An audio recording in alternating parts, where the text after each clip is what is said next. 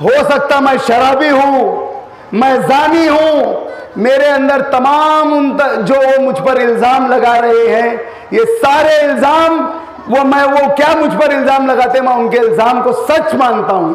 इनके पास दो मुद्दे हैं, सिर्फ 162 वोट का बदला लेना और थैले भर के नोट लाना।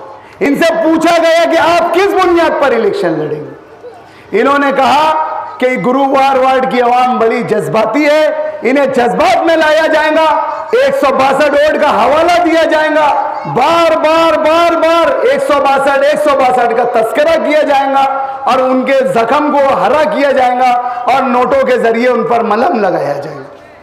मैं अय्यूब नगर, अमनपुरा और जहां तक के भी मेरी आवाज जा रही है, ऐसी मेरी मां बहनों से यह पूछना चाहता हूं कि आपकी गैरत ईमानी इतनी सस्ती है कि आपको अच्छाई और बुराई का सबब सिर्फ पैसों के वजन से आप करोगे। जो कल लोग बोला करते थे कि हम अय्यूब नगर को अय्यूब नगर नहीं गुरुद्वारा कहते हैं, कि जब भी घर में आओ तो पैर धोकर आना पड़ता था। मैं पूछना चाहता हूं आपसे, आप खुदारा अपने दिल पर हाथ रखकर ये कहेंगे कि ये हराम की कमाई लाकर, ये जुए सट्टे और नशे की कारोबार करने वालों की कमाइयां लाकर कि आपका ये ईमान का सौदा करने आए हैं, तो क्या आप इनके 300, 500, 1000 रुपये में आपके जमीर की आवाज को बेच देंगे? अरे वोट एक शहादत है, वोट एक अमानत है। कल अल्लाह के हुजूर रोज कयामत जिस दिन आप अल्लाह के सामने हाजिर होंगे, अल्लाह आपसे सवाल करेगा कि मैंने आपको एक शहादत दी थी, एक अमानत दी थी, बताइए उस शहादत और अमानत का आपने क्या किया? दोस्तों, बुजुर्गों, नौजवानों, चलते हैं दबे पांव के कोई जाग न जाए, चलते हैं दबे पांव के कोई जाग न जाए, गुलामी के असीरों की ये खास अदा होती है। ईमान की एक अलामत होती है, हर कोई अगर ये चाहे कि उसके दिल के अंदर उसका ईमान कितना है, तो उसे किसी आलिम, किसी मुफ्ती से फतवा लेने की और मालूमात लेने की ज़रूरत नहीं। क्योंकि अगर वो मुसलमान है, अगर वो ईमान को एक अल्लाह और एक रसूल को मानने वाला है, तो उसके दिल के अंदर एक पैरामीटर होता है जो उसके ईमान की कैफियत को, कि उसके अंदर क्या कैफियत आज है, वो खुद नाप सकते हैं। उसकी सब में बड़ी अलामत यह है कि अगर कोई सच बोल रहा है या सच्चाई के लिए आपका साथ मांग रहा है, तो उसके लिए आपको सबसे पहले अपने सर पर कफन बांधकर आगे खड़े रहना। आप उसके लिए अपने घरों से नहीं निकल सकते, तो कम से कम जो आपके हुसूल इंसाफ के लिए, जो आपकी बुनियादी सहूलतों के लिए मुसलसल जो आपकी अपने हक की बात कर रहा है, उसके लिए लोगों से बोल तो सकते हैं। और अगर आप यह भी नहीं कर सकते, किसी को बोल भी नहीं सकते, तो ईमान की सबसे आखिरी अलामत यह है कि उस चीज को दिल में सही मानना। जिस तरीके से खास तौर से पूरे शहर की मैं नहीं बात कर रहा, मैंने पूरा शहर नहीं देखा, वार्ड नंबर 20 जो गांधीनगर, मदनी नगर, अमनपुरा, अय्यूब नगर, गयास नगर, शब्बीर नगर, इन सब इलाकों पे मुश्तमिल है। आज इन इलाकों के अंदर एक अजीब सा माहौल बनाया जा रहा है।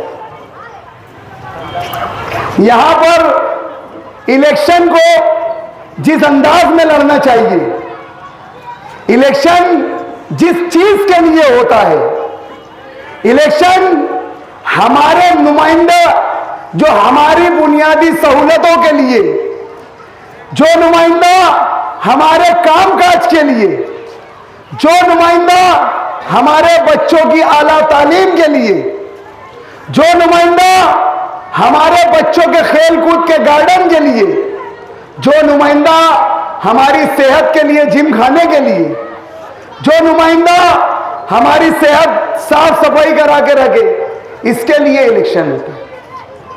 और इन सारी चीजों से हटकर यहां जो इलेक्शन का माहौल बनाया जा रहा है, ये सारी कोई चीजें, इसकी कोई बात करने वाला नहीं। शहर के बड़े बड़े जिम्मेदार, मैं नाम नहीं लेना चाहता, मैं नाम लेता हूं तो मालूम नहीं क्यों बुरा मान जाते हैं। बड़े बड़े जिम्मेदार जो अपने आप को मालेगांव नहीं बल्कि पूरे महाराष्ट्र के मुसलमान होने का, मुसलमानों की नुमाइंदगी करने का दम भर रहे हैं।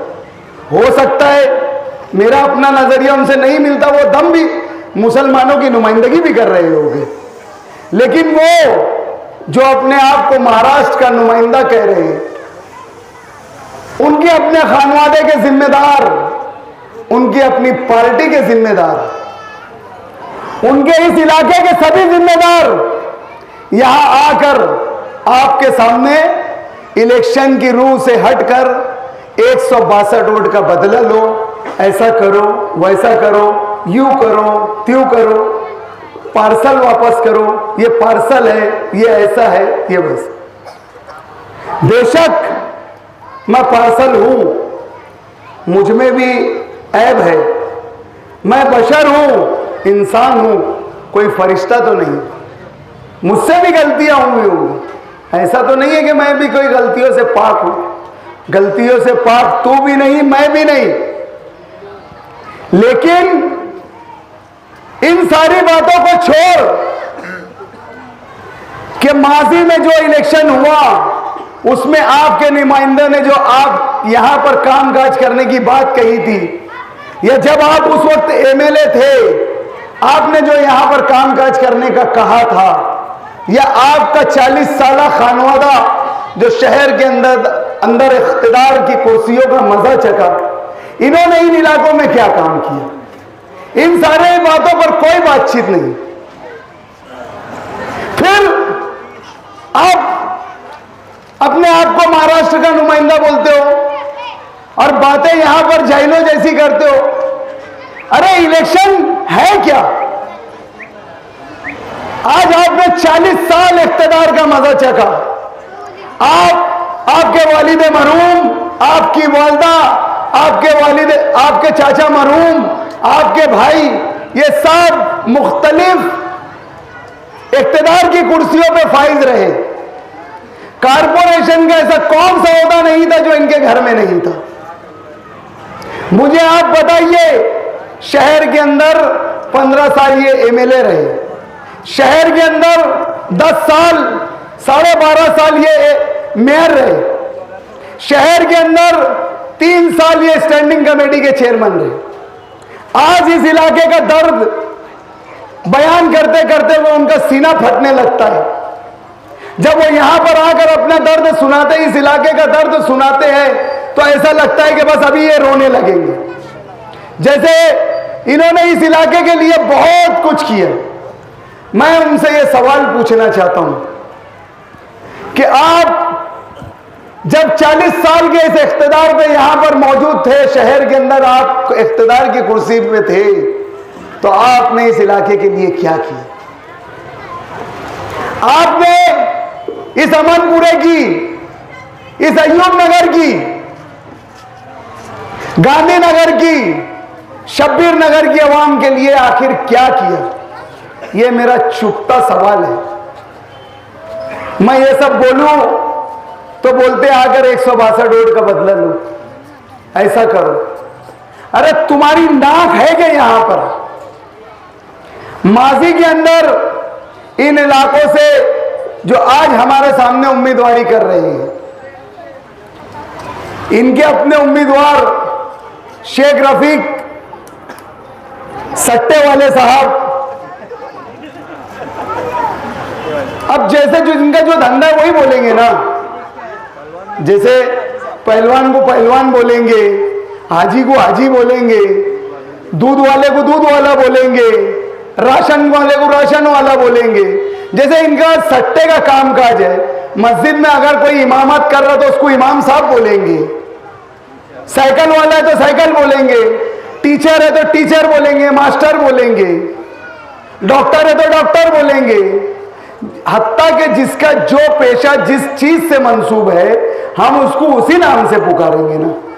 तो आपको बुरा क्यों लग रहा भाई?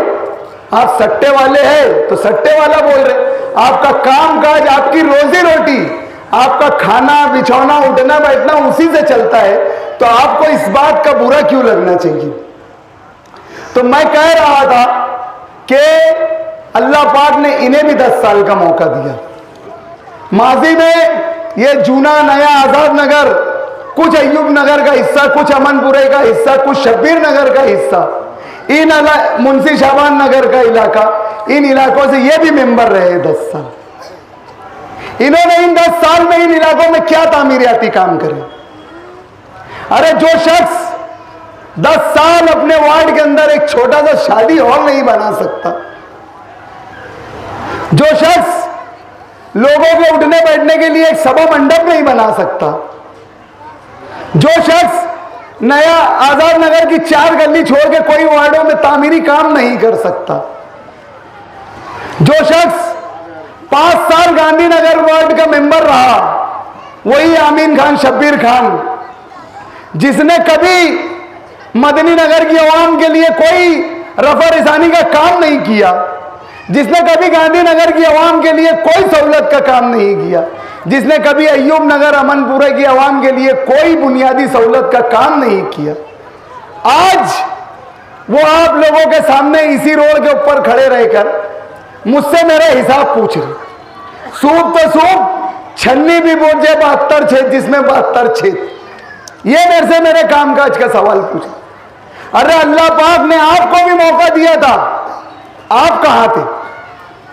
आज जो हमारे मध्य मुकाबिल उम्मीदवार है, इन्होंने इससे पहले ये नए कोई दूध के धुले हुए नहीं है, ये भी इख्तिदार का मजा चख कर और मजा उठाकर आप लोगों के पास आए।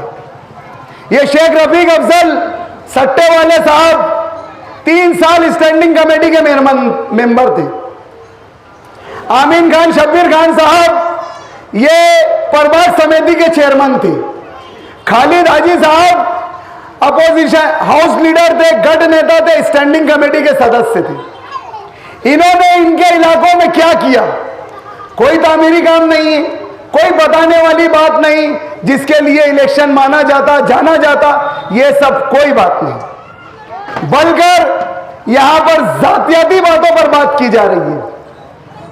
मेरे अंदर मेरी जो भी बुराई है, हो सकता मैं शराबी हूं, मैं जानी हूं, मेरे अंदर तमाम जो वो मुझ पर इल्जाम लगा रहे हैं, ये सारे इल्जाम वो क्या मुझ पर इल्जाम लगाते, मैं उनके इल्जाम को सच मानता हूं। मैं हूं भी, चलो उनकी सारे इल्जामात को मैं कबूल करता हूं। मेरे अंदर सारी बुराइयां, ये मेरी इनफरादियत है, ये मेरी बुराई मुझ तक के है।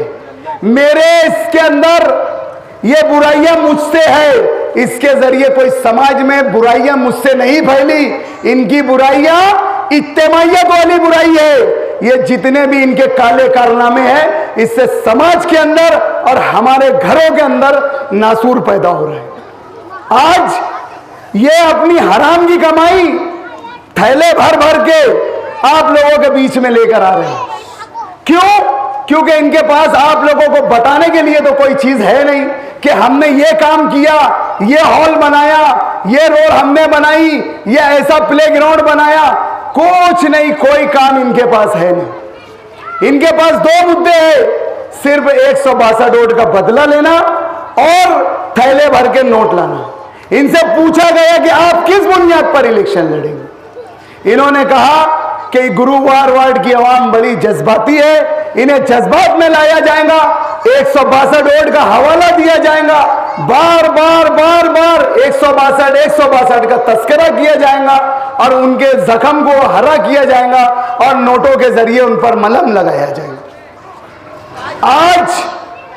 आज जो ये बातें कर रहे हैं, मैं आप लोगों से, मेरी मां बहनों से, बिलखुसूस मैं अय्यूब नगर, अमनपुरा और जहां तक के भी मेरी आवाज जा रही है, ऐसी मेरी मां बहनों से यह पूछना चाहता हूं कि आपकी गैरत ईमानी इतनी सस्ती है कि आपको अच्छाई और बुराई का सबब सिर्फ पैसों के वजन से आप करोगे?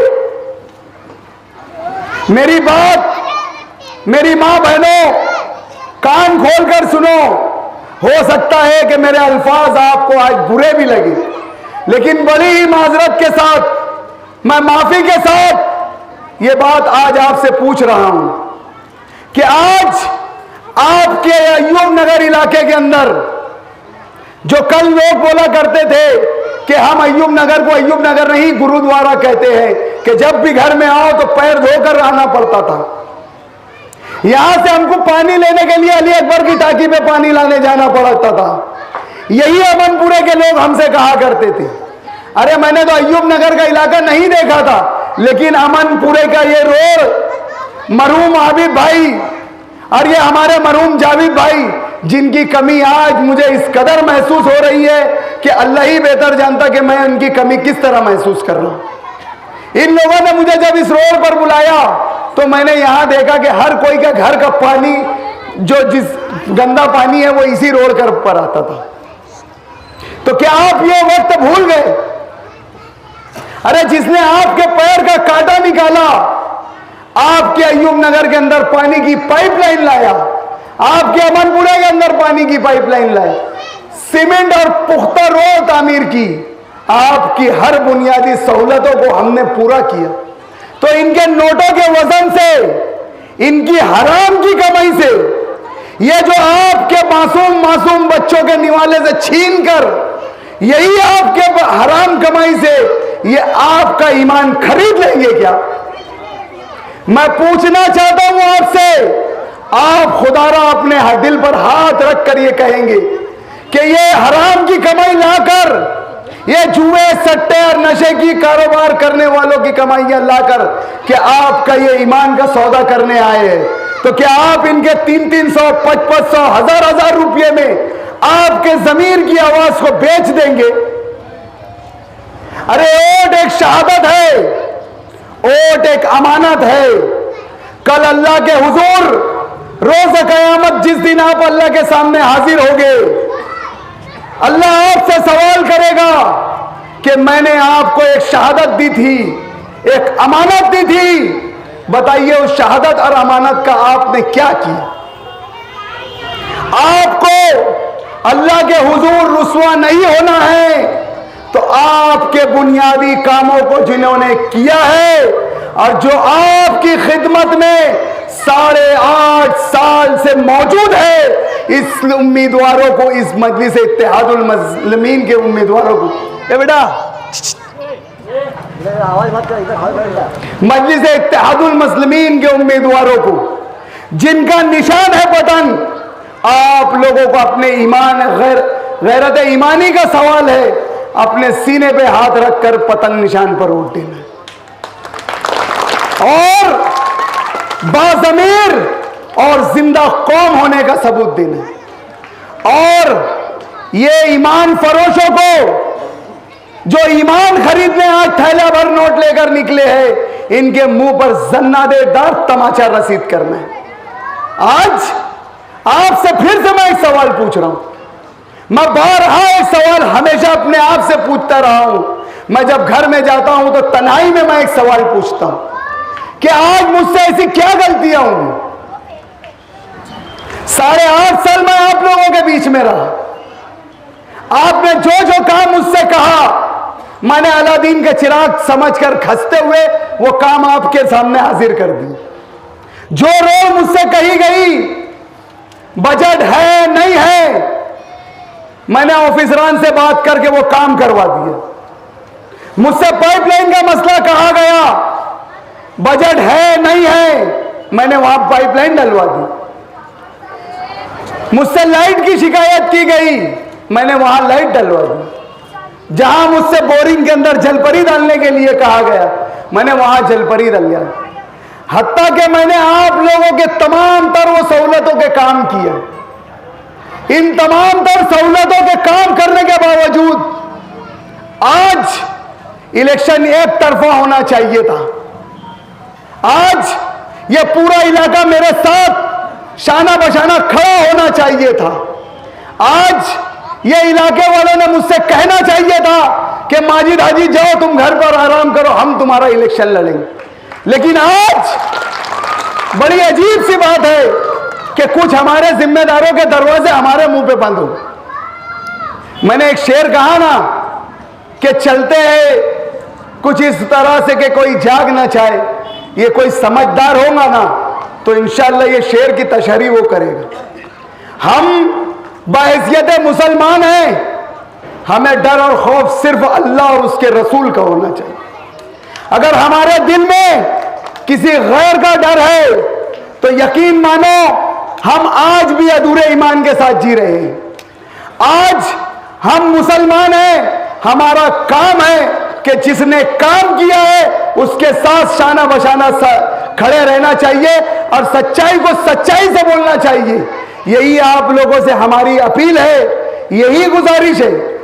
आज हमारे मद्दे मुकाबिल जो है, आज उनके भी ताल्लुक से मैं बोलना तो बहुत कुछ था लेकिन वक्त की कमी है। लेकिन चलते चलते मुख्तसर सा एक तारुफ इनके उम्मीदवारों का भी होना चाहिए। कैसा है, मुसलसल 6 महीनों से यही इलाके के अंदर मुख्तलिफ एरियो में मीटिंगें लेकर मेरी जातियात और मेरे ताल्लुक से और मेरे खानवादे के ताल्लुक से बहुत सारी बातें की गई, लेकिन मैंने उनका जवाब नहीं दिया। मुझे उनका जवाब देना मुनासिब नहीं समझा। मुझे मालूम था जब इलेक्शन आएगा, इलेक्शन के वक्त मैं इनका अच्छे अंदाज से और बेहतर अंदाज से जवाब दूंगा। आज हमारे जो मद्दे मुकाबिल उम्मीदवार है रफीक भाई सट्टे वाले, इनका कारोबार जुए और सट्टे का है, मुकम्मल हरामखोरी का धंधा।